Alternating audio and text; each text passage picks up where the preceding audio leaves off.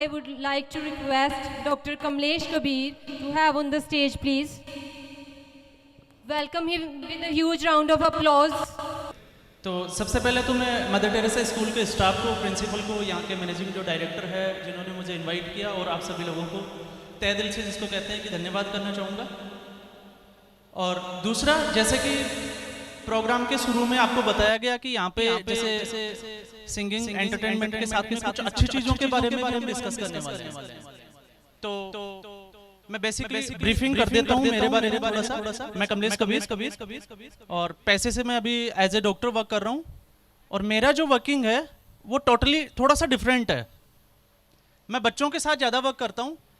दो तरीके से मेरी वर्किंग होती है। एक मेंटली डिसऑर्डर्स जो या जिनके ऑटिज्म की प्रॉब्लम होती है बच्चों को, चाहे वो सेरेब्रल पाल्सी की हो, एबीए की हो, या एडीएचडी से रिलेटेड कोई दिक्कत हो, तो मेरा खुद का फाउंडेशन है द कबीर फाउंडेशन, और as a charity without any charges, चाहे ट्रीटमेंट हो, चाहे ऑक्यूपेशनल थेरेपी हो, मैं उन बच्चों को चाहे 2 महीने लगे चाहे 4 महीने लगे, वो काफ़ी हद तक रिकवर कर जाते हैं। तो ये सारे जो खर्चे हैं वो हमारा जो ऑर्गेनाइजेशन है वो खुद उठाता है।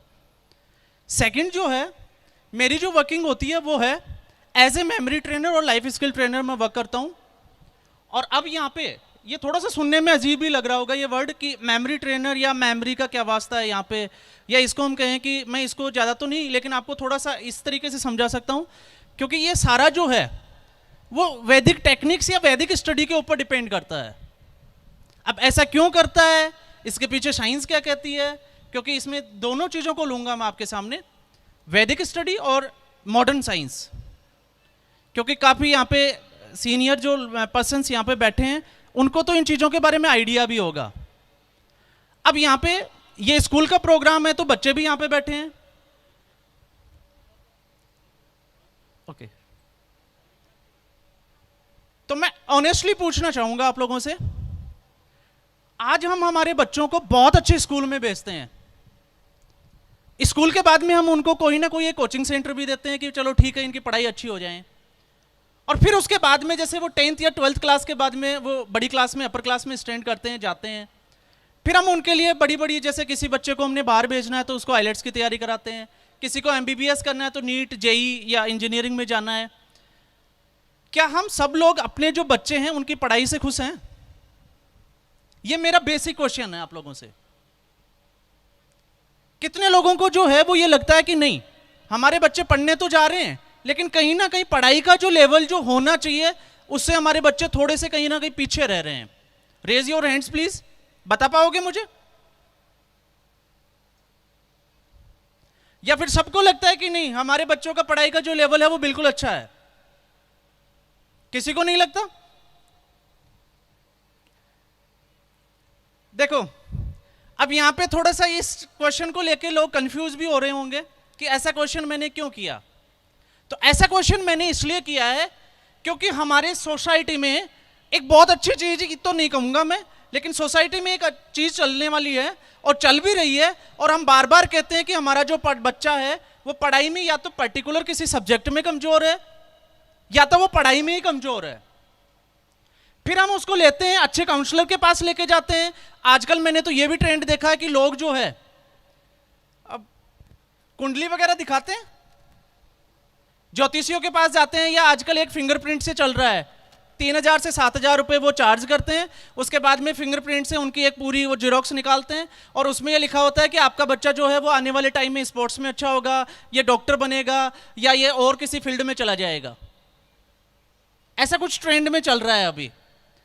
लेकिन एज ए स्कॉलर अगर मैं मेरा खुद का एक्सपीरियंस आपके साथ शेयर करूं तो मेरा यह मानना है कि अगर बाई बर्थ, अगर पैदा होने के बाद में अगर किसी बच्चे की बात करें तो आपने बहुत पहले के स्टडी में ले जाता हूं मैं, संस्कृत सब्जेक्ट का नाम सुना है?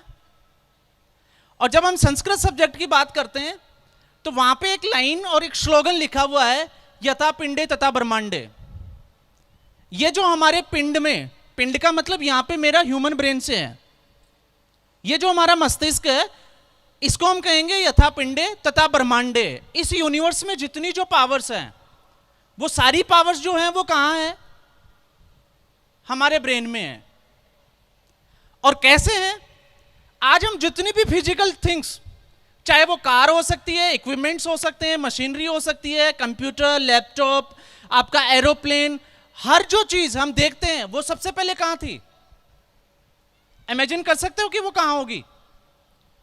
हो सकता है हमारे यहां पे विचार अलग अलग हो, किसी को लगता होगा कि वो फैक्ट्री में होगी, रॉ मटेरियल के रूप में होगी, उसके बाद में वो दुकानदार के पास आई होगी, लेकिन ऐसा कुछ भी नहीं है। अगर सबसे पहले की हम बात करें तो वो चीज जो है वो हमारे ब्रेन में एक थॉट था, किसी ने उस चीज के बारे में सोचा होगा। आज हम बहुत सारी चीजें देखते हैं कि प्लेनेट अर्थ की जो है वो सन से कितनी डिस्टेंस है, लेकिन अगर हम हमारे पौराणिक जो शास्त्र और वेदों को उठाएंगे तो वहां पे एग्जैक्ट उनकी डिस्टेंस दी गई है। फिर चाहे आपकी कोई भी वेद उठा सकते हो, आप कोई भी गुरुवाणी, जैसे गुरु नानक जी को हम फॉलो करते हैं, कबीर जी की वाणी को हम देखते हैं, तो बहुत सी चीजें आपको मिल जाएगी। लेकिन समय के साथ में हम लोगों ने क्या किया, वेस्टर्न कल्चर के इफेक्ट में आके, और उसका इतना इंपैक्ट हुआ कि हम हमारी जो पुरानी जो चीजें थी उनको भूलते चले जा रहे हैं। जैसा कि अभी सर ने जो गाना गाया था, मैं पंजाबी थोड़ा उतना समझ नहीं पाता क्योंकि आई बिलोंग्स टू जयपुर, बट जैसे फकीरी से रिलेटेड इन्होंने कुछ एक शुरू में जो गाना गाया था, तो यहां पे देखो, अगर तो हम फकीरी की बात करें तो जैसे इन्होंने बोला, अगर हम उसी के ऊपर जाते हैं तो कहते हैं कि हमारे बीच में कोई भी फकीर हो सकता है। और इसके लिए मैं आपको, अब इनका अपना सोचना है, यहाँ की लैंग्वेज अलग है, लेकिन मेरा जहां मानना है तो मैं ये सोचता हूं कि कबीर जी ने भी अपनी वाणी में लिखा है कि चलता दिखे ना चंद्रमा, चांद कभी चलता हुआ दिखता है हमें? बढ़ती दिखे ना बेल। जो हमारे घरों में जो बेल लगाते हैं हम, चाहे वो किसी भी चीज की हो सकती है, लौकी की हो सकती है, तरबूज की हो सकती है, वो कभी बड़ी होती हुई दिखती है हमें, फसलें वगैरह? तो चलता दिखे ना चंद्रमा, बढ़ती दिखे ना बेल। आ गया समझ में ये मैं क्या कहना चाह रहा हूं? तो साधु दिखे ना सुमरता, और ये कुदरत का खेल। कोई भी संत महापुरुष हो सकता है, जरूरी नहीं है कि वो सुमरन करता हुआ ही मिले, वो हो सकता है अपने बीच में भी है। और ये कुदरत का खेल है, हम समझ ही नहीं पाते इसको। और जो हमें दिखता है वो होता नहीं है, जो होता है वो हमें दिखता नहीं है। और इसलिए हम उन चीजों के पीछे भागते हैं, जो चीजें हमें दिखती है हम उन चीजों के पीछे नहीं भागते जो चीजें हमें नहीं दिखती है। अब ये मैं इसलिए कहता हूं क्योंकि जब भी हम मन और दिमाग, मस्तिष्क की अगर हम बात करते हैं, एक हार्डवेयर का पार्ट होता है और दूसरा जो है वो सॉफ्टवेयर का पार्ट होता है। हार्डवेयर जिसको हम देख पाते हैं, दिखता है हमें, आपका सीपीयू मशीन है, कैबिनेट है, आपका उसका स्क्रीन है, सब कुछ हमें दिखता है। तो ठीक ऐसे ही अगर मैं आपके सामने खड़ा हूं तो मेरा स्थूल जो शरीर है वो आप सब लोगों को दिख रहा है। क्यों? क्योंकि यहां पे सन की जो रेज है वो रिफ्लेक्ट करती है, मेरी बॉडी से टकराती है, आपकी आंखों में जाती है और उसकी वो पिक्चर एक क्रिएट करती है, ये साइंस कहती है। लेकिन इसका दूसरा जो पार्ट है मस्तिष्क, जिसकी हम बात की थी, मन की गति को कोई देख नहीं सकता, इसको कोई पकड़ नहीं सकता। तो हमारा जो मस्तिष्क जो है वो वर्क कैसे करता है, इसको हम चाहे सिक्स्थ सेंस कह दें, चाहे फिर हम चक्रा में अगर चले जाते हैं वैदिक टेक्निक्स में, तो हमारे सातों चक्रा, जैसे हम बात करते हैं मूलाधार चक्रा से, और मूलाधार चक्रा के बाद में जैसे हम नाभि चक्रा से, स्वादिष्टान चक्रा, और लास्ट में हम कहाँ आ जाते हैं, सहस्त्रार चक्रा के ऊपर। तो सहस्त्रार चक्रा हमें दिखाई नहीं देता। लेकिन यह भी सच है, आप लोगों को मानना पड़ेगा कि जब भी हम हमारी वैदिक स्टडी से रिलेटेड चीजों को उठाते हैं तो कुछ ना कुछ हमें सीखने को ही मिलता है। तो ये जरूरत है आज के टाइम में, अगर हम बात करें बच्चों को अच्छे संस्कार देने और अच्छा अगर शिक्षा देनी है, तो हमें कहीं ना कहीं हमारे जो ग्रंथ हैं, चाहे वो आपकी गुरुवाणी हो सकती है, चाहे मेरा जो है, अगर मैं किसी दूसरे रिलीजन से हूं तो मेरा अपना ग्रंथ हो सकता है, उसमें कोई मतभेद नहीं हो सकता, लेकिन हमें उसको फॉलो करना चाहिए। और मैं तो ये भी कहता हूं कि एजुकेशन सिस्टम में भी इन चीजों को डालना ही डालना चाहिए ताकि बच्चों में अच्छे संस्कार मिले। दूसरा, मैं इसलिए भी ये कहना चाह रहा हूं क्योंकि पढ़ाई का जो प्रेशर है आज बच्चों में, इतना डिप्रेशन क्रिएट, स्ट्रेस बन चुका है कि वो कहीं ना कहीं 10th और 12th के बाद में वो नशे के शिकार होना स्टार्ट हो जाते हैं। हम सोचते हैं कि हमारे बच्चे जो हैं वो नशे के शिकार क्यों होते हैं, तो फर्स्ट विल अगर मैं आपसे डिस्कस करूं तो उसका एक ही रीजन मिलता है, जब भी हम किसी कोई काम को करते हैं और उतना रिजल्ट हमें नहीं मिलता जितना हमें चाहिए, तो हमारा जो ब्रेन है वो डाइवर्जन होना जरूर, जिसको कह सकते हैं स्वाभाविक है, ये इसका नेचर है।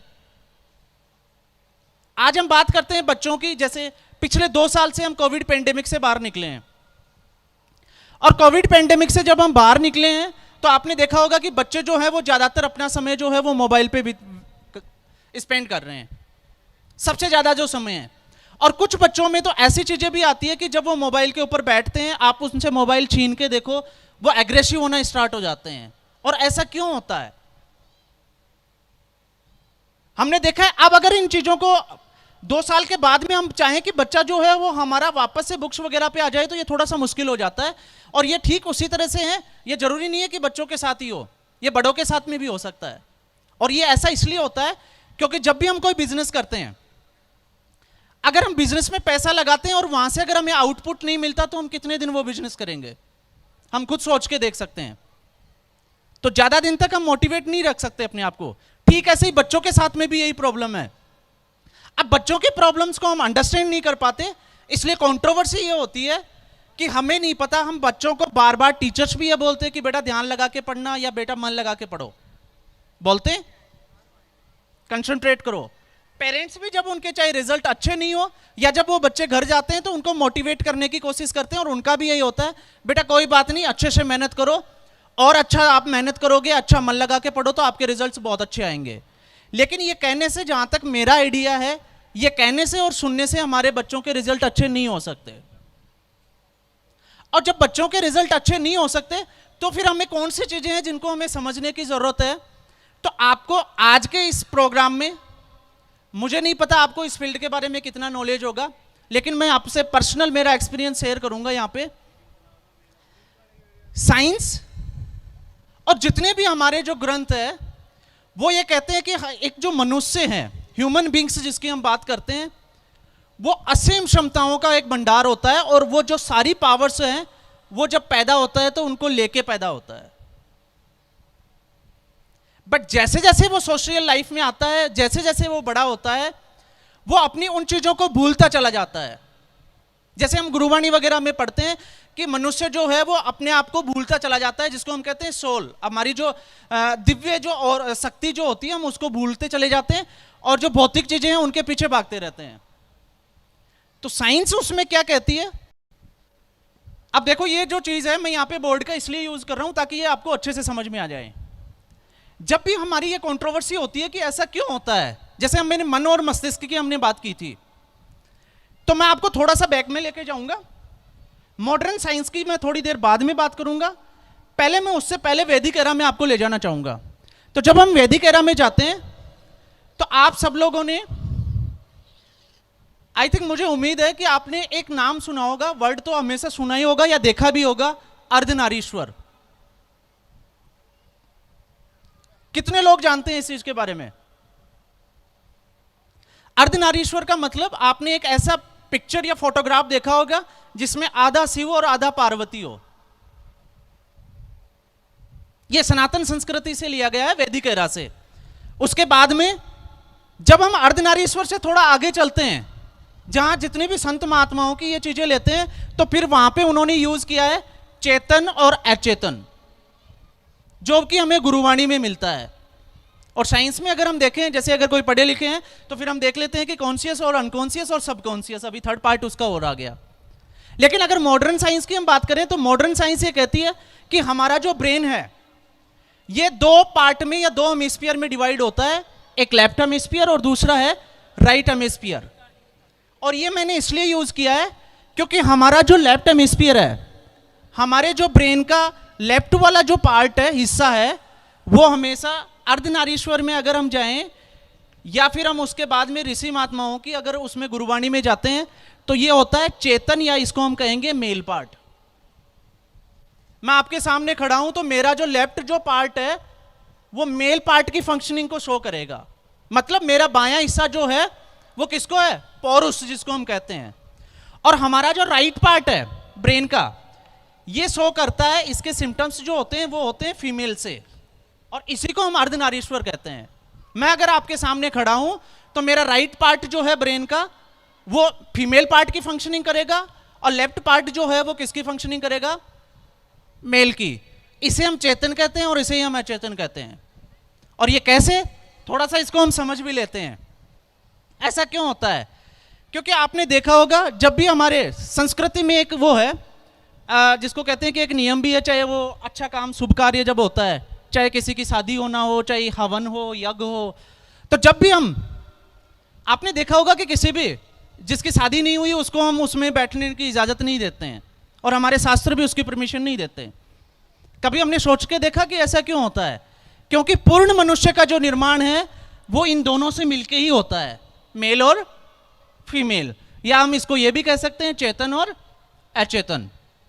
और आपने इसकी खास बात यह भी है, आपने देखा होगा कि उस वक्त जब भी दान दक्षिणा या कुछ दिया जाता है तो औरत का जो हिस्सा है, औरत जो है वो हमारे कौन से भाग में आके खड़ी होती है, या कौन से भाग में आके बैठती है? दाहिने हाथ की तरफ। क्यों? क्योंकि हमारा जो ये राइट जो पार्ट है वो किसके लिए बना है?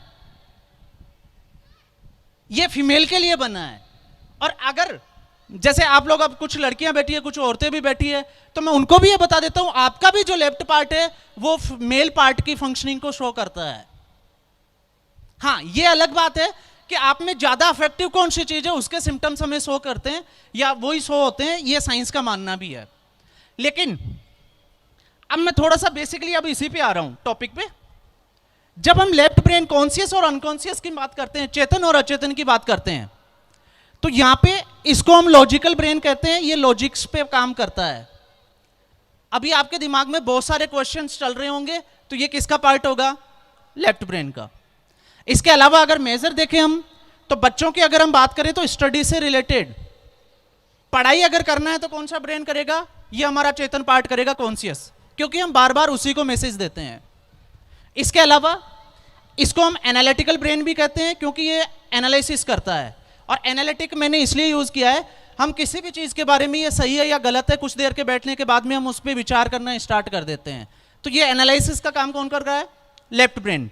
और इसका एक पार्ट और मैं आपको समझाना चाहूंगा, उसे हम कहते हैं प्लानिंग करना। कल हमें कितने बजे उठना है, कहां जाना है, क्या करना है, बिजनेस में हमें क्या इंप्रूवमेंट लाना है, वो कौन सी वर्किंग है जो हमें चेंज करनी चाहिए, ये जो सारी जो चीजें हैं वो कौन सा ब्रेन करेगा? Left brain. लेकिन इसके अपोजिट अगर हम देखें तो राइट ब्रेन, इसको हम आईक्यू भी कह सकते हैं, इसलिए मैं यहां पे वर्ड यूज करूंगा इमेजिनेशन। इसका काम होता है कल्पनाएं करना, बैठे बैठे बहुत दूर की सोच लेना। तो ये कौन से ब्रेन का काम हो गया? राइट ब्रेन का। इसके अलावा इमोशंस को भी हम ले सकते हैं, फीलिंग्स की भी हम बात कर सकते हैं। जैसे अभी हम बात कर रहे थे म्यूजिक, सुन भी रहे थे, तो म्यूजिक, इन सब के ऊपर हमारा कौन सा ब्रेन काम करेगा? Right brain. तो यहां पे मेल पार्ट की फंक्शनिंग क्या होगी? लॉजिक, डिबेट करना, स्टडी करना, एनालिसिस करना, प्लानिंग करना। और इसके अगेंस्ट अगर हम राइट ब्रेन की बात करें तो इमेजिनेशन करना, इमोशंस पे काम करना, फीलिंग्स पे काम करना, या हम इसको कह सकते हैं म्यूजिक के ऊपर, विजुअल्स के ऊपर। तो यहां पे हमारा राइट ब्रेन वर्क करता है। लेकिन जब हम ऑनेस्टली इसकी पावर्स को देखें, चाहे आप वैदिक एरा में ऋग्वेद को उठा सकते हैं, चाहे आप गुरुवाणी को चेतन और अचेतन से वहां पे इसको पूरे एक्सप्लेन किया हुआ है, या अगर हम मॉडर्न साइंस में अगर ब्रेन के किसी भी रिसर्च को उठा के देखें, तो यहां पे अगर हम पावर्स की बात करें तो हमारा जो लेफ्ट ब्रेन है वो ओनली हमारे ब्रेन की 10% पावर को होल्ड करता है। और इसके अपोजिट अगर हम देखें तो 90% पावर्स को कौन होल्ड करता है? Right brain. और यही एक वजह है कि घर में जब भी मम्मी पापा के झगड़ा होता है तो जीतता कौन है? कौन जीतता है? मम्मी जीतती है ना। और क्यों जीतती है वो? क्योंकि उसके पास पावर कितनी होती है? 90%। अब 10% तो पावर कम हो गई, तो पावर कम हो गई तो फिर चुप रहना ज्यादा अच्छा होता है। आ गया समझ में? या इसको हम दूसरे तरीके से समझे, कई बार आपने देखा होगा जब भी हम कोई बहुत अच्छी मूवी देखते हैं या किसी अच्छे बंदे से मिलते हैं, संत महात्मा से या कोई साइंटिस्ट है, किसी से भी हम मिलते हैं, तो आपने देखा होगा कि उस वक्त हमारे राइट ब्रेन में वो चीज इतनी हावी हो जाती है कि हमें लगता है कल से मैंने मेरी भी जिंदगी बदल देनी है। होता है ऐसा? हाँ, लेडीज में थोड़ा उल्टा होता है, उनको लगता है कल से मुझे भी स्लिम होना है, पतला होना है, क्योंकि वेट ज्यादा बढ़ गया। और जब ये चीजों के थॉट आते हैं तो उसके बाद में हम प्लान करते हैं कि कल मुझे 5 बजे या 4 बजे मुझे अर्ली इन द मॉर्निंग उठना है, उसके बाद मुझे जॉगिंग पे जाना है, रनिंग करना है, योगा करना है, और स्पेशली मैंने मेडिटेशन करना है, उसके बाद मैंने तैयार होना है और वर्क करना है। तो हमने प्लानिंग, और प्लानिंग से मैं आपको एक चीज और बता देता हूं, हमारा जो ब्रेन है लेफ्ट ब्रेन, उसमें एक बायोलॉजिकल क्लॉक होती है जिसको हम जैविक घड़ी कहते हैं। जब दुनिया में घड़ियां नहीं थी तो टाइम कैसे चलता था? ये बायोलॉजिकल क्लॉक मैसेज देती थी।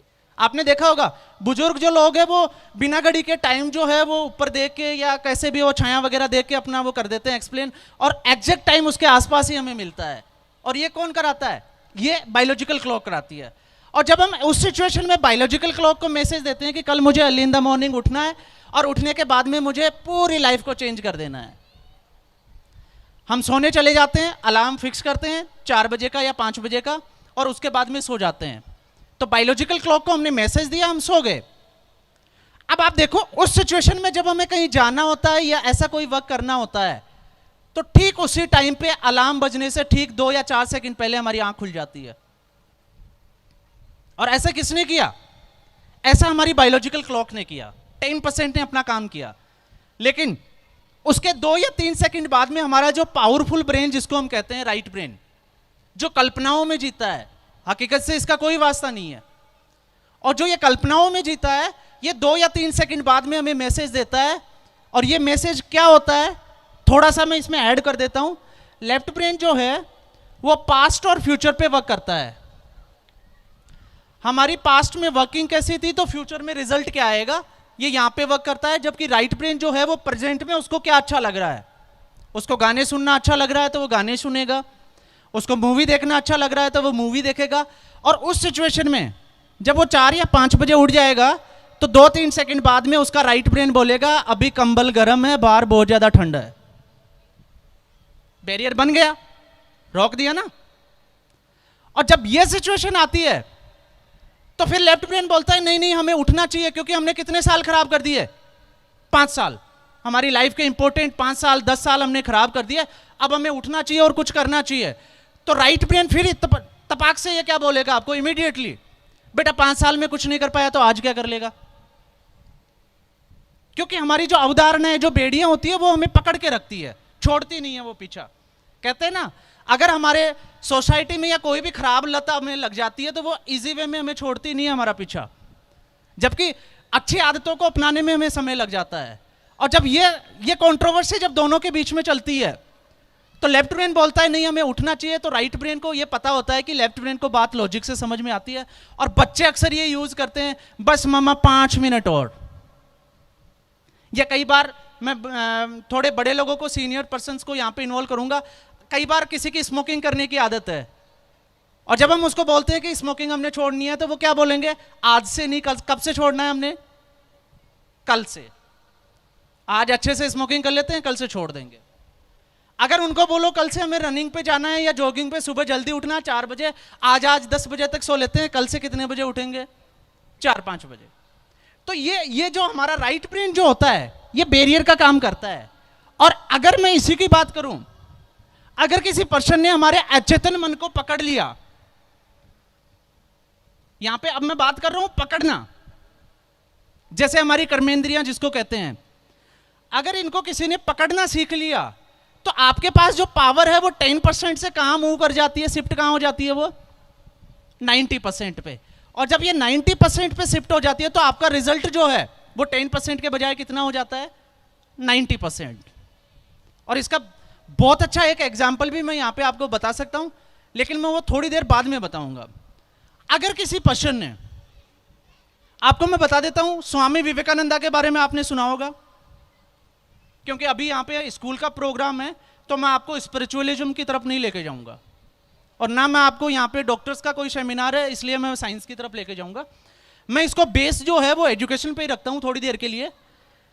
अगर किसी बच्चे ने, या अगर टीचर्स की हम बात करें, अगर उसने ये समझ लिया कि हमारा राइट ब्रेन इसको कैसे पकड़ा जाता है और कैसे यूज किया जाता है, तो किस लेवल तक वो रिजल्ट्स को अपने प्रोड्यूस कर सकता है या रिजल्ट्स जो है वो इजाद कर सकता है, वो एक हम छोटे से एग्जाम्पल से देखेंगे। और ये एग्जाम्पल मैं इसलिए ले रहा हूं क्योंकि प्रैक्टिकली हमें पता चलना चाहिए। मैंने वो वर्ड इसलिए यूज किया था, जब हम स्वामी विवेकानंदा को सुनते हैं या पढ़ते हैं, या फिर आपके पंजाब रीजन से ही एक बड़े महापुरुष हुए हैं, रिवोल्यूशनरी पर्सन जिसकी मैं बात करूंगा, क्रांतिकारी, लाला हरदयाल, नाम सुना है किसी ने? किसी ने नाम नहीं सुना? वैसे मैं उनका बहुत अच्छा फॉलोवर हूं, और जब लाला हरदयाल की जीवनी को हम ऑटोबायोग्राफी को पढ़ते हैं तो लाला हरदयाल जो है वो बहुत बड़ी शख्सियत थी वैसे तो उनका काम था, जैसे भगत सिंह जी ने जो काम किया, चंद्रशेखर आज़ाद ने जो काम किया, तो एक बार वो इसी सिलसिले में ट्रेन से कहीं सफ़र कर रहे होते हैं, और जब ट्रेन से सफ़र कर रहे होते हैं तो उनके सामने वाली बर्थ पे एक ब्रिटिश लेडी बैठी होती है जिसके हाथ में नॉवल होता है। तो वो कई बार देखते हो ना, जब हम ट्रेन से सफ़र करते हैं तो खाना भी हम शेयर करते हैं, बुक्स वगैरह भी शेयर कर लेते हैं, कई बार मूवी भी हम साथ ही देखते हैं, ले लिया। तो उस सिचुएशन में उन्होंने भी ऐसा ही किया, उन्होंने वो नॉवेल जो है उनसे पढ़ने के लिए मांग लिया, और 2 घंटे तक उस नॉवेल की उन्होंने स्टडी की, और स्टडी करने के बाद में उन्होंने फील किया कि ये यहाँ के जो हमारे जो इंडियंस, जो उनके ब्रदरहुड जिसकी हम बात करेंगे, जो उनके साथ वर्क करते थे, कि ये उनके लिए बहुत अच्छा नॉवल है और ये हमें उनको ले जाके देना चाहिए।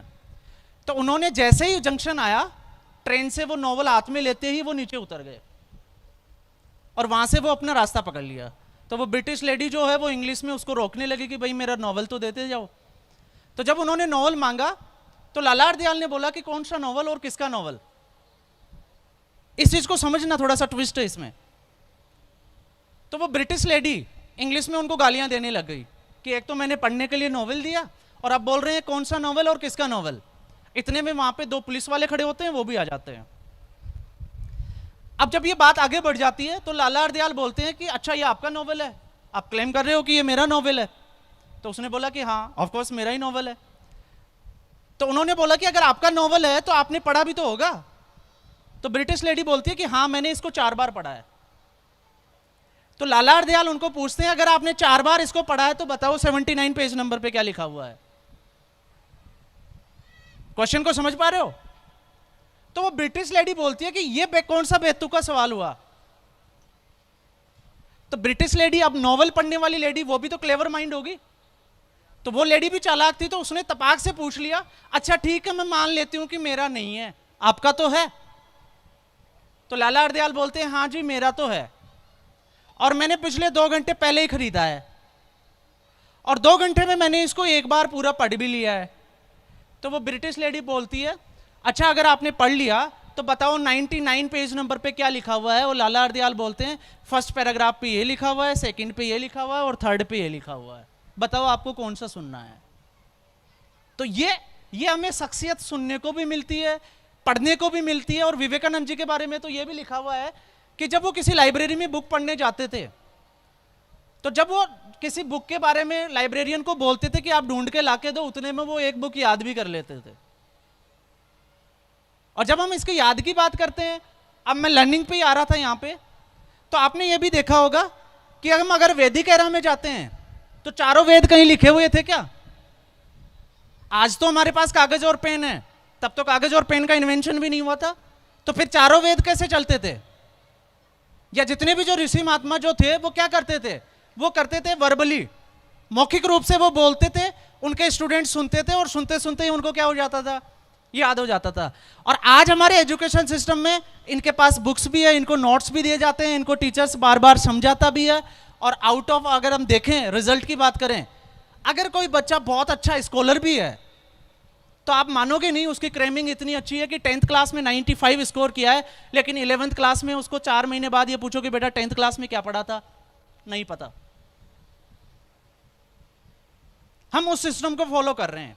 और ये मैंने एग्जाम्पल भी मैं इसके लिए लिया था यहाँ पे, क्योंकि जब हम इन चीजों को पढ़ते हैं, जैसे मैंने बोला कि अगर हमने राइट ब्रेन को यूज करना या उसको यूटिलाइज करना स्टार्ट कर दिया तो फिर हम किस लेवल के रिजल्ट जो है वो ला सकते हैं या अपने आप को किस लेवल पे तैयार कर सकते हैं। तो इसमें मैं थोड़ा सा आपका इन्वॉल्वमेंट चाहूंगा, ज्यादा टाइम नहीं लूंगा, मैं 5-10 मिनट ही लूंगा।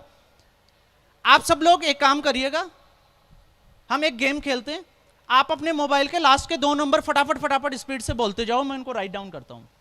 आपसे स्टार्ट करते हैं, इस तरफ से कोई भी पर्सन अपने लास्ट के 2 नंबर मोबाइल के, आगे के नहीं बोलना क्योंकि आगे की एक सीरीज फिक्स होती है इनकी। जैसे सर ने बोला 6-7, सबको दिख रहा है? बोलते जाओ स्पीड से।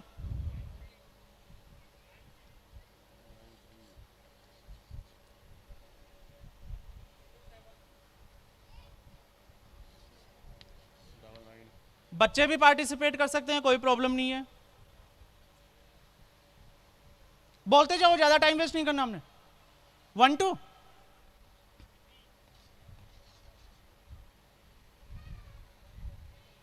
21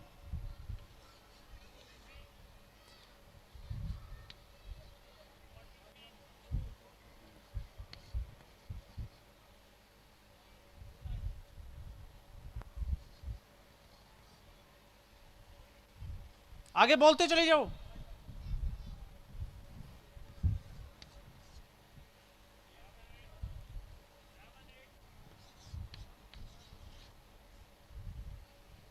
बोलते जाओ, बोलते जाओ।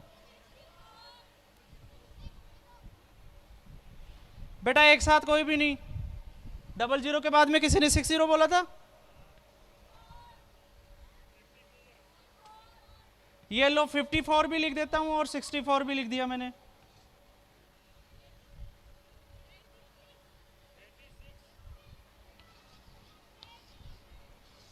ओके, बहुत है, नहीं तो फिर आपके गाने कट हो जाएंगे एक एक इधर से। मैं बोल दूंगा इनको, ज्यादा टाइम लगाओगे तो। देखो ये मैंने क्यों लिया है यहां पे। अब आपके सामने कुछ नंबर लिखे हुए हैं। मान लो ये मेरे मोबाइल नंबर है और आपके पास लिखने के लिए कोई चीज अवेलेबल नहीं है, तो उस सिचुएशन में हमें क्या करना पड़ेगा, याद करना पड़ेगा। और अगर किसी बच्चे को हम ये टास्क दें कि चलो बच्चों को नहीं सबको इसमें इन्वॉल्व कर लेते हैं, अगर किसी भी रीजन से सबको ये याद करना है, इट इज पॉसिबल कि इसको याद किया जा सकता है। कितने लोगों को लगता है कि इसको याद किया जा सकता है? किसी को नहीं लगता? नहीं लगता? कितने टाइम में? नहीं, मुश्किल कुछ नहीं होता। ये तो अच्छी बात है कि मुश्किल कुछ नहीं होता। तो अब हम टाइम पे आ जाते हैं सीधा। कितने टाइम में किया जा सकता है इसको?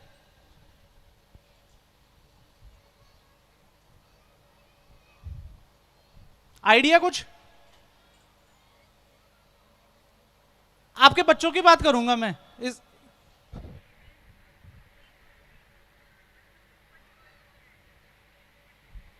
अच्छा, जैसे इनका कहना है कि ये चीज जो है वो बच्चों के ऊपर डिपेंड करती है। हम उसी की बात करते हैं कि कोई बच्चा स्कॉलर है और क्रेमिंग बहुत अच्छी है, कितने टाइम में कर लेगा? और इजी कर देता हूं आप लोगों के लिए। आजकल हम लोग लैपटॉप, मोबाइल और कंप्यूटर यूज करते हैं। अगर हम ह्यूमन ब्रेन और कंप्यूटर की बात करें तो इनमें पावरफुल कौन सा है, ब्रेन है या कंप्यूटर? वेरी गुड, ब्रेन है ना। और वो इसलिए है क्योंकि कंप्यूटर बनाया किसने है? ब्रेन ने बनाया है। और साइंस ये कहती है कि ब्रेन के बराबर अगर कैपेसिटी का हम कंप्यूटर बनाने की कोशिश करें तो पूरे प्लेनेट अर्थ पे एक ही रखा जा सकता है। और एक टाइम में इसमें इतने पैटर्न्स जनरेट होते हैं कि अगर प्लेनेट अर्थ पे हम तारों के, वायर के जितने छोटे से बड़े कनेक्शन की बात करें, उतने हमारे मटर के दाने जितनी जो जगह होती है ब्रेन की, उसमें उतने पैटर्न्स जनरेट हो जाते हैं। तो आप आइडिया लगा के देखो कि 1.25 किलो से 1.5 किलो का जो ब्रेन है उसमें कितने पैटर्न्स जनरेट होते होंगे। और जब हम यहां पे कंप्यूटर की बात ही कर रहे हैं, लैपटॉप और कंप्यूटर की, तो कंप्यूटर कितने टाइम में कर लेगा इसको?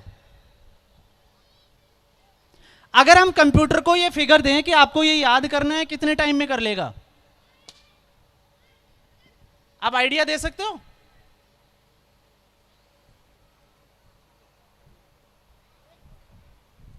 हाँ जी, 1 मिनट।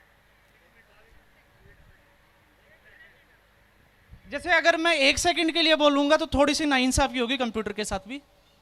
वो इसलिए होगी क्योंकि कंप्यूटर कोई भी काम खुद नहीं करता, उसमें हमें कमांड देनी होती है और कमांड देने के बाद में उसको एक और कमांड, जैसे हम टाइप करते हैं फिर कमांड देते हैं कंट्रोल और सेव, तो वो जाके सेव हो जाता है और उसके बाद में जब भी हम बोलेंगे उसको वो रिकॉल कर देगा। तो अगर किसी की बहुत अच्छी स्पीड है तो 30 से 40 सेकंड तो मान के चलें, 30 से 40 सेकंड तो लेगा ही ना। और अगर मैं इसको बोलूं कि हमें याद नहीं करना, इसको सिर्फ रीड करना है, तो अगर हम इसको रीड करेंगे तो कितना टाइम लगेगा? याद करना ही नहीं है हमें। जैसे हम अगर किसी को बोलते हैं कि इसको याद करना है तो आंखें बड़ी हो जाती है, थोड़ा सा ललाट जो है वो सिकुड़ जाता है, टेंशन में आ जाता है बच्चा। और जब हम उसको ये बोले कि नहीं बेटा याद नहीं करना, सिर्फ आपने पढ़ना है, तो उस सिचुएशन में क्या होगा, वो हंसते हंसते उसको पढ़ लेगा। तो पढ़ने में कितना टाइम लगेगा वो ही हमें नोट करना है। कोई वॉलंटियर आएगा जिसके हाथ में मोबाइल हो? है किसी के पास? मुझे स्टॉप वॉच यूज करनी है। आ जाओ सर।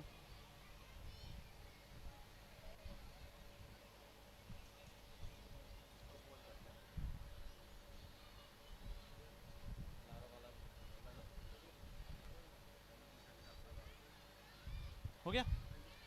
देखो हमने करना कुछ नहीं है, कोई याद करने का काम नहीं करना हमने जस्ट इसको रीड करना है और टाइम नोट करना है कि रीड करने में हमें कितना टाइम लग सकता है इसमें। क्लियर? करना कुछ नहीं है, मैंने स्टार्ट बोलना है, आपने उसको स्टार्ट करना है, मैं यहां रीड करूंगा और आप सब लोग भी इसको रीड जरूर करें, जो देख पा रहे हैं वो इसको रीड कर लें। Okay, let's start.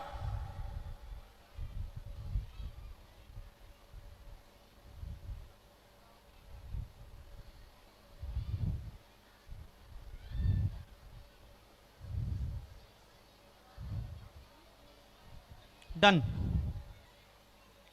कितना टाइम लगा?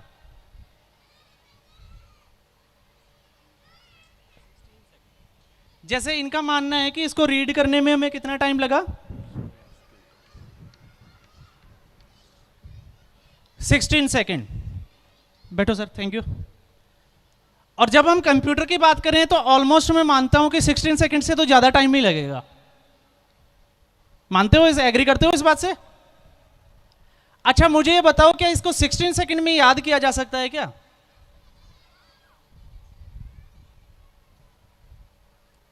अच्छा, कितने लोगों को लगता है कि इसको 16 सेकंड में याद भी किया जा सकता है?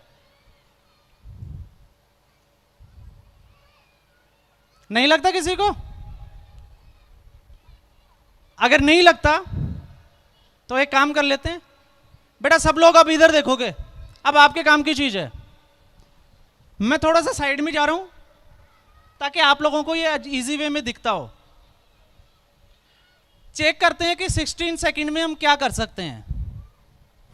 आप देखिएगा, यहां पे लिखा हुआ है 6 7 9 3 2 7, देन 1 2 2 1। फर्स्ट रो को आप छोड़ दीजिए, 6 सेकंड रो में आ जाइए। वहां पे लिखा हुआ है 2 3, देन आपका सॉरी हाँ 4 3, एक मिनट, 2 3 4 3, देन आपका लिखा हुआ है 2 9 5 1 7 8 0 0। थर्ड रो में मैं पहुंच गया। उसके बाद में लिखा हुआ है 6 0 5 4 6 4, और इसी ऑर्डर में लास्ट में लिखा हुआ है 8 और 6। और ये कोई याद करने का टास्क था ही नहीं। अब पता नहीं हम कौन से एजुकेशन सिस्टम में काम करते हैं, हमें क्या एजुकेशन प्रोवाइड की जाती है और क्या हम इसको अंडरस्टैंड कर पाते हैं।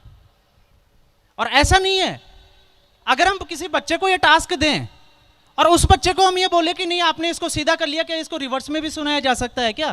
क्योंकि याद करने का मतलब यहाँ पे याद करना ही होता है। और उस सिचुएशन में भी अगर मैं आप मेरी बात करोगे तो मैं ये बोलूंगा कि हाँ इसको इसी टाइम में किया जा सकता है। आप लास्ट से देखिएगा, यहाँ पे लिखा हुआ है 6 8 4 6 4 5 0 6 0 0, देन 8 7 1 5, उसके बाद में लिखा हुआ है 9 2।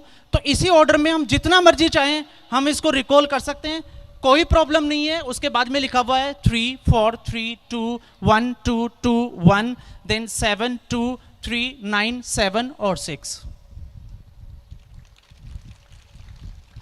सेकेंड थिंग, हम इसको जब तक चाहें तब तक याद रख सकते हैं। अगर आप ये बोलो कि कबीर सर इसको 5 साल बाद में सुनना है तो आप नोट करके ले जाइए, इसको 5 साल बाद में भी हम एज इट इज रिकॉल कर सकते हैं। और ये हमारे ह्यूमन ब्रेन की पावर होती है। मैं कभी नहीं कहता, मैं किसी मेरे सेशन में कभी थ्योरेटिकल बात नहीं करता।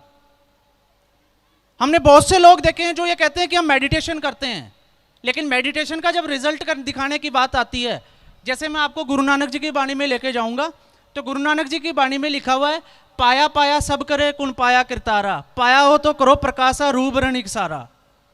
हम कहते हैं कि भगवान मुझे मिल गए, लेकिन कितने लोग जो है वो दिखा देते हैं कि ये देखो मुझे मिल गए, मैं आपको दिखा रहा हूं। और ये प्रैक्टिकल है, ये कोई थ्योरेटिकल वो नहीं है। मैं आपको ये फिर आपको बार बार बोल रहा हूं, ये कोई थ्योरेटिकल चीज नहीं है। क्योंकि अगर मैं 12th में फेल होके अगर ये कर सकता हूं, तो ईच एंड एवरी स्टूडेंट और एवरी ह्यूमन बींग्स वो ये पावर्स को होल्ड करता है और वो कर सकता है। अगर हम मेडिटेशन की बात करते हैं, अगर कोई ये बोलता है कि मेडिटेशन है और मेडिटेशन अगर करता है और फिर हम बोले कि वो हवा में उड़ सकता है, तो डेफिनेटली वो उड़ सकता है, बशर्ते उसने सही तरीके से मेडिटेशन किया हो। बट हम उस सोसाइटी में रहते हैं कि हमारे बीच में कुछ फॉल्ट पर्सन्स आ जाते हैं, और फॉल्ट पर्सन्स क्या करते हैं, बड़े बड़े वादे करते हैं, झूठी चीजें आपके सामने शो करेंगे, आपको बेवकूफ बनाएंगे, आपका दिल जीत लेंगे और आपको लगेगा कि इससे अच्छा तो कोई है ही नहीं। और ये चीजें मैं इसलिए बोल रहा हूं अब लास्ट में आपको, क्योंकि जब भी मुझे, अगर मैं आपको बताऊं तो मैं पिछले 12 साल से इसी फील्ड में वर्क कर रहा हूं। 4 साल मैंने इस पे रिसर्च पे लगाए, 2.5 साल मैंने वैदिक मैथमेटिक्स पे लगाए। और जब लौट के मैं वैदिक एरा में चला गया, उसके बाद में मैंने गुरु नानक जी की वाणी भी पढ़ी, कबीर जी की भी पढ़ी, इसके अलावा मैंने विवेकानंद जी को, अल्बर्ट आइंस्टाइन को, मैंने उनको भी फॉलो किया, उनकी ऑटोबायोग्राफी को भी पढ़ा। और जब ये सारी चीजें पढ़ी तो उसके बाद में लगता है कि मैं परफेक्ट इंसान हूं, मेरे अंदर वो सारी पावर्स है, मैं जो चाहूं वो कर सकता हूं। और यहां पे अब कुछ लोगों के दिमाग में आ रहा होगा कि नहीं, ये कोई जादूगर तो नहीं है। तो मैं आपको बता देता हूं, मैं भी आपकी तरह ही हूं, कोई जादू नहीं है इसमें। और वो मैं इसलिए बोल रहा हूं क्योंकि मैं आने वाले 2 मिनट के बाद में इसको प्रूव करके भी दिखाऊंगा। मैंने उन बच्चों को भी देखा है जो 20 और 30% से ज्यादा मार्क्स स्कोर करते ही नहीं है, लेकिन वो 2 से 4 महीने के बाद में फिर उनमें ऐसा क्या चेंजेस आ जाता है, डॉक्टर कहते हैं कि ये पढ़ नहीं सकता, ये कुछ कर नहीं सकता, और वो बच्चे 80 to 90% मार्क्स स्कोर करते हैं। और मैं आपसे तहे दिल से बोलना चाहूंगा, अगर हमें लगता है कि हमें अच्छा करना चाहिए, आप कभी मेरे सेंटर आइए और आप हर बच्चे को देखिए, हर बच्चा ऐसे ही करता है। और जब हर बच्चा ऐसे कर सकता है तो फिर हम ये क्यों सोचते हैं कि हमारा बच्चा नहीं कर सकता या हम नहीं कर सकते, या भगवान ने हमें ये नहीं दिया, हमें वो नहीं दिया। जब हमारे पास सारी चीजें हैं तो बशर्ते मैं आपको बोलता हूं कि आप पढ़ो वैदिक स्टडी, जो वेद क्या कहते हैं उनको पढ़ो, अपनी गुरुवाणी जो है कभी उसकी पूजा, मैं कभी नहीं कहूंगा कि आप जाके उसकी पूजा करो, मत्था टेको, लेकिन ऐसा नहीं है कि आपने भगवत गीता रखी हुई है लाल कपड़े में लपेट के, लेकिन उसको पढ़ने नहीं देना, बच्चों को बोलना है बेटा इसके हाथ मत लगाना। क्यों नहीं लगाना? क्योंकि ये हमारा होली ग्रंथ है, पवित्र ग्रंथ है। अगर हम इसके हाथ लगाएंगे तो ये हमें अपवित्र हो जाएगा। लेकिन अगर हम उस बच्चे को ये बोले कि नहीं बेटा इसको पढ़ना है, तो पढ़ने से वो पवित्र होगा या अपवित्र होगा? आज कितने स्कूल्स है, कितना हमारा एजुकेशन सिस्टम है जो इस पे वर्क कर रहा है कि बच्चों को एक कल्चरल जो एजुकेशन है वो दी जानी चाहिए स्कूलों में, करते हैं। लेकिन मेरा ये मानना है स्पेशली कि हमें ये चीजें करनी चाहिए। हमारी स्टडी में हमारे रिलीजन से रिलेटेड, चाहे वो कोई भी रिलीजन हो, अगर उसकी कोई अच्छी चीजें हैं तो वो हमारे सिलेबस में एड ऑन होनी चाहिए। लेकिन हमें पढ़ाया जाता है हिस्ट्री, ज्योग्राफी, चलो ठीक है ज्योग्राफी नॉलेज के लिए जिस बच्चे को जिस फील्ड में जाना है वो जरूरी भी है, लेकिन हमें वो चीजें और क्रेमिंग जिसके बाद में उनका लाइफ में कोई ज्यादा इंपॉर्टेंस भी नहीं रहता, हमें वो चीजें पढ़नी होती है। अब मैं यहां से 1 मिनट आपको मैं इसलिए दूंगा, उसके बाद में मैं सम अप करूंगा। किसी के कोई डाउट है या कुछ पूछना है तो मेरे से क्वेश्चन कर सकते हो, क्योंकि अब मैं आपका ज्यादा टाइम लूंगा नहीं। पूछना है किसी ने कुछ? वैसे दिमाग में बहुत कुछ चल रहा होगा, लेकिन हमारी आदत होती है कि पड़ोसी कुछ पूछ ले तो शायद मैं भी पूछ लूंगा। होता है ना एक दूसरे का तरफ देखना। अच्छा, कितने बच्चों को लगता है कि ये चीजें सीखनी चाहिए? किसी को नहीं लगता? देखो बच्चों को तो लगता है कि ये चीजें सीखनी चाहिए। अच्छा, पेरेंट्स को, कितने पेरेंट्स को लगता है कि ये चीजें हमारे बच्चों के लिए होनी चाहिए? चलो मैं बता देता हूं, मैं कोशिश करूंगा कि स्कूल के साथ जुड़ के हम कैसे अच्छा वर्क कर सकते हैं बच्चों के फ्यूचर के लिए। तो ये मेरा नेक्स्ट प्लान रहेगा, क्या बेस्ट हो सकता है। इसके अलावा कोई अगर 11th और 12th में अगर हायर स्टडी के लिए कोई जाना चाहता है तो मैं आपको बता दूं कि इंजीनियरिंग के और MBBS के जो मेडिकल के जो डॉक्टर्स वगैरह हैं वो भी हमारे पास पढ़ने आते हैं। तो बेशक अगर पॉसिबल है तो वो पटियाला आ सकते हैं। जैसे हायर स्टडी के बाद में किसी ने नीट की प्रिपरेशन करनी है, जी की प्रिपरेशन करनी है, तो बेसिक मेरा कॉन्सेप्ट नीट का नहीं है। मेरा बेसिक कॉन्सेप्ट ये है कि एक जो डॉक्टर है वो डोनेशन देके डॉक्टर बनता है, एक अपने आप को इम्प्रूव करके डॉक्टर बनता है। तो अगर उन चीज़ों में किसी को हेल्प चाहिए तो मैं आप लोगों के लिए तहे दिल से तैयार हूँ। मोस्ट वेलकम, जब मर्जी आप मेरे सेंटर आइए, बच्चों को देखिए, और जितना जल्दी पॉसिबल हुआ सोचेंगे हम बच्चों के लिए क्या अच्छा प्रोग्राम यहाँ पे तैयार स्टार्ट कर सकते हैं ताकि बच्चों को बेटर एजुकेशन मिल सके। क्यों मिल सके? क्योंकि अगर हम सिटी की बात करें तो वहाँ पे अच्छी एजुकेशन मिल जाती है, बट रिमोट एरिया में ये थोड़ा सा मुश्किल हो जाता है, क्योंकि लोग जो है वो शहर से गाँवों की तरफ मूव करना थोड़ा अपने आप में ऑड समझने लग जाते हैं, जबकि सारी जो कल्चर जो है, एजुकेशन है, वो बस्ती भी गाँवों में ही है। अब बेटा आप लोग आओगे एक बार? आ जाओ फटाफट।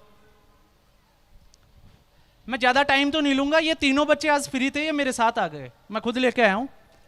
ये तीनों बच्चे मेरे पास ही स्टडी करते हैं। आप लोग चूज करें कौन से स्टूडेंट से सुनने हैं ये, क्योंकि वो चीज़ मैंने इसीलिए बोली थी कि आप बाद में ये नहीं बोलो कि कोई जादूगर होगा और जादू करके चला गया। और मैं मानता हूं कि अगर मुझे कोई जादूगर बोल भी देगा और उसके बच्चों पे ये जादू हो भी जाए तो फिर हम झाड़ फूंक और टोने टोटके वालों के पास जाएं, उससे तो बेटर है कि मेरे पास आ जाएं। वो ज़्यादा अच्छा है उन लोगों के लिए। आ गया समझ में? अच्छा, उस चीज़ को मैं एड ऑन करने से पहले, समअप करने से पहले एक चीज़ क्लियर कर जाता हूं। जब मैं आपको लेफ्ट ब्रेन और राइट ब्रेन पढ़ा रहा, वो समझा रहा था, तो उसमें मैंने एक चीज़ बोली थी कि राइट ब्रेन पावरफुल होता है, औरतों वाला दिमाग जिसको हम कहते हैं। और आपने ये भी सुना होगा कि जितने भी जो महापुरुष हैं उन्होंने ये बोले कि हर व्यक्ति की सफलता के पीछे किसका हाथ होता है? किसका हाथ होता है? औरत का हाथ होता है। सारे ऋषि महात्माओं ने, अच्छे सभ्य पुरुषों ने यही बोला और लास्ट तक वो यही बोलते रहे। और आप एक चीज और देखोगे कि जिन्होंने भी ये बोला, चाहे एपीजे अब्दुल कलाम हो, चाहे स्वामी विवेकानंदा हो, या और भी किसी ऋषि महात्मा का नाम ले लो, वो सारे के सारे कुंवारे थे। है ना अजीब सी इंटरेस्टिंग बात? मतलब जिन लोगों ने शादी नहीं की और वो लास्ट में जाते जाते एक बोल गए कि हर व्यक्ति की सफलता के पीछे किसका हाथ है? औरत का। अब ये सोचने वाली बात है कि ये औरत कौन सी है? एक औरत जो महाभारत करा दे और दूसरी औरत जिसको मैं यहां पे राइट ब्रेन कहता हूं, अगर हम उसको समझ लें, अपनी फीलिंग्स को, अपनी इमोशंस को, हमारी इमेजिनेशन का यूटिलाइज करें, इमोशंस को कंट्रोल करें, फीलिंग्स का, हमारी भावनात्मक ऊर्जा का हम कैसे यूज करें। आप गुरबाणी उठा के देखो, उसमें बहुत सारे चैप्टर मिल जाएंगे इससे रिलेटेड। और आप अपनी भावनात्मक ऊर्जा का कैसे यूटिलाइज कर सकते हो और उसके बाद में रिजल्ट क्या आते हैं वो आप देख सकते हो। तो यहाँ से thank you to all of you, सबका मैं फिर से आपको धन्यवाद दूंगा कि आप लोग इतनी बड़ी संख्या में यहाँ पे आए, गैदरिंग हुई। और उसके बाद में अब मैं भी चाहूँगा कि सर भी थोड़े एंटरटेन करें, तो मैं भी अभी गाने सुनूंगा थोड़ी देर के लिए, और फिर उसके बाद में अगर किसी का कोई क्वेश्चन होगा तो मैं अभी यहीं हूँ। लेकिन उससे पहले मैं चाहूँगा कि ये बच्चे जो हैं वो आपको ये चीज़ें करके दें। डन? अब आप इनसे क्वेश्चन करिए। 6 7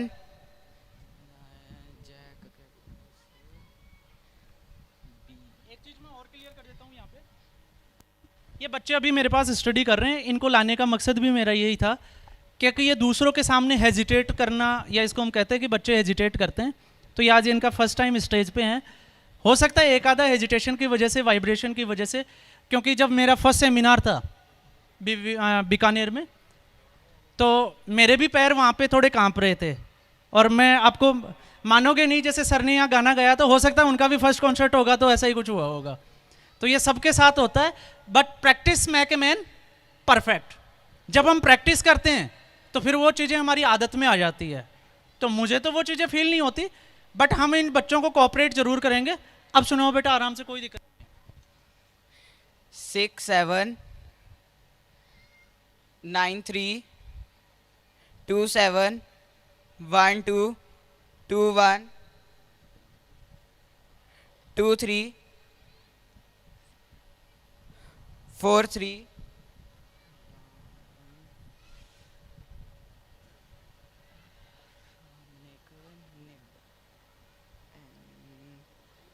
2 9 है ना 2 9 29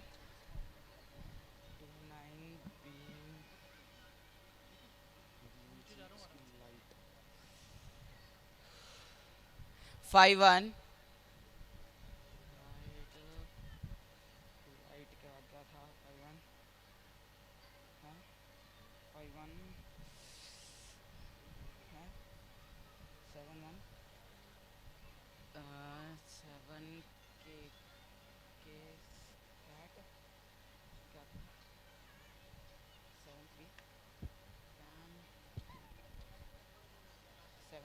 7 8 0 6 0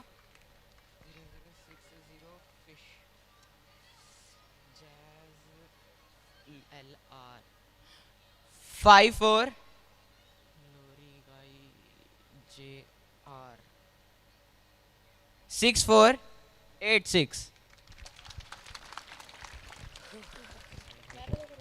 Hello. 6 7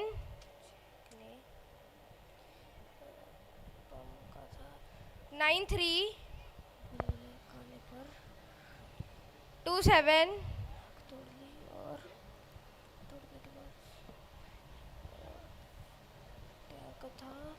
1 2 2 1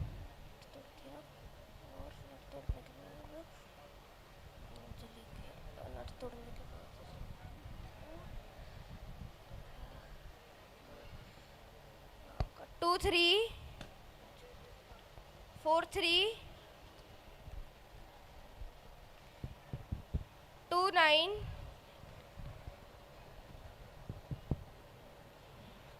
5 1 7 8 0 0 6 0 5 4 6 4 8 6 Hello. 6 7 9 3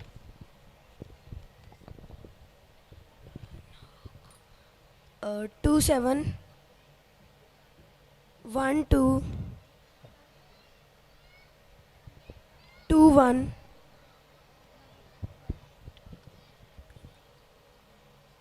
2 3 4 3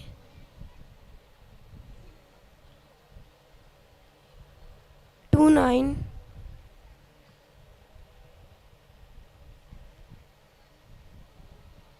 5 1 7 8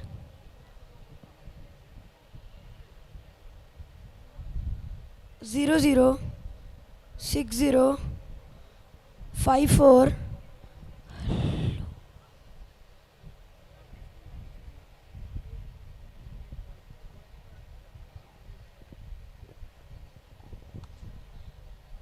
6 6 4 8 0 8 6 ਹਾਂਜੀ ਹੁਣ ਸਾਡੇ ਸਕੂਲ ਦਾ ਹੀ ਇੱਕ ਸਟੂਡੈਂਟ ਹੈ ਜੋ ਇਸ ਨੰਬਰ ਸੀਰੀ ਨੂੰ ਰੀਡ ਕਰੇਗਾ 6 7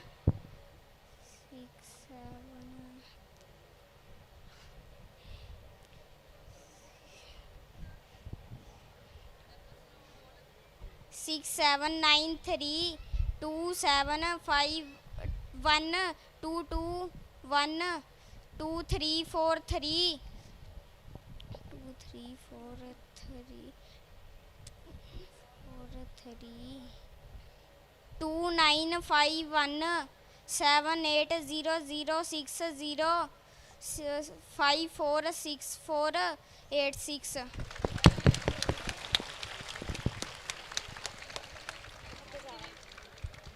On behalf Thank you. of our school, we thanks to Mr. Kamlesh Kabir and little kids. Today we had an opportunity to hear your thoughts, and this will surely be going to encourage us and our students in future. So, ਹੁਣ ਮੈਂ management ਨੂੰ request ਕਰਦੀ ਹਾਂ ਕਿ ਉਹ mister Kamlesh Kabir ji ਨੂੰ ਸਨਮਾਨਿਤ ਕਰਨ।